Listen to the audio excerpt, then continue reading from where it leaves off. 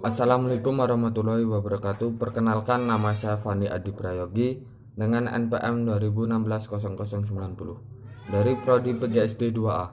Di sini kami dari kelompok 12 akan membahas tentang model media interaktif dalam pembelajaran IPS SD atau MI. Hakikat model pembelajaran.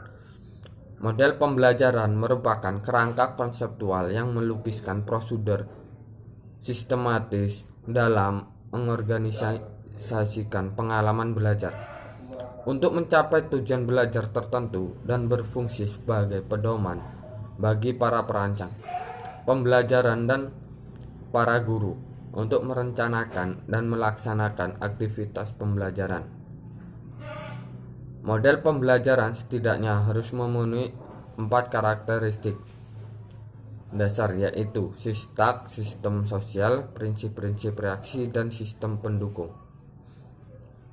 4 ciri khusus model pembelajaran rasional, teoretik yang logis yang disusun oleh penciptanya atau pengembangannya, landasan pemikiran tentang apa dan bagaimana siswa belajar atau tujuan pembelajaran yang akan dicapai, tingkah laku yang diperlakukan agar model tersebut dapat dilaksanakan secara berhasil, dan lingkungan belajar yang diperlukan agar tujuan pembelajaran itu dapat tercapai.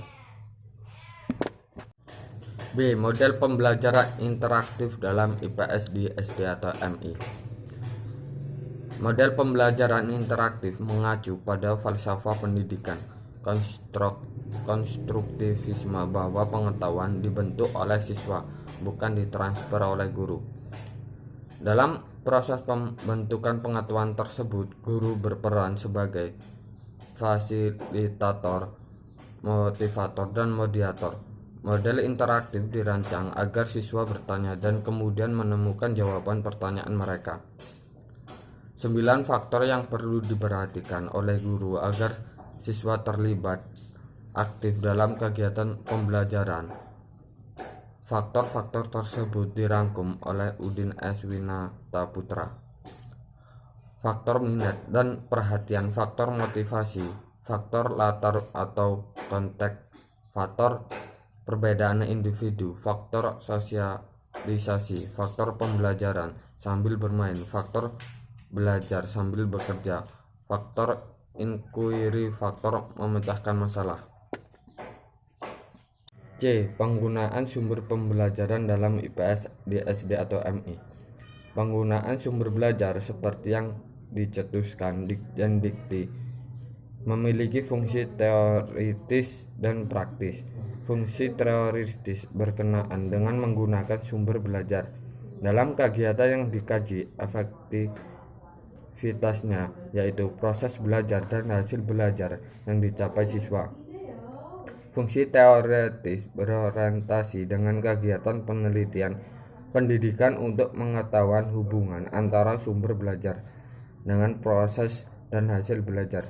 Sedangkan fungsi praktif berkenaan dengan pengadaan dan aplikasi dalam pembelajaran sebagai upaya guru menghadirkan sumber belajar yang berkaitan dengan materi agar proses pembelajaran berlangsung efektif dan efisien. Eponingrum dalam Winataputra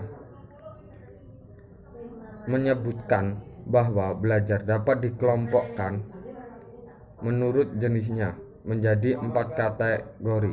1. Sumber belajar berupa benda. 2. Sumber belajar berupa manusia. 3. Sumber belajar berupa karya ilmiah. 4. Sumber belajar berupa lingkungan. D. Media pembelajaran IPS yang interaktif. Media pembelajaran sebagai sumber belajar yang bersifat kebendaan merupakan salah satu alat komunikasi yang dipandang dapat lebih mengefektifkan kegiatan pembelajaran. Dengan menggunakan bahasa, seseorang dapat memahami suatu objek, tetapi dengan media dapat memudahkan dan mempercepat pemahaman. Nasution menyatakan setidaknya terdapat 6 manfaat penggunaan media dalam kegiatan pembelajaran sebagai berikut. menambah kegiatan belajar siswa, menghemat waktu.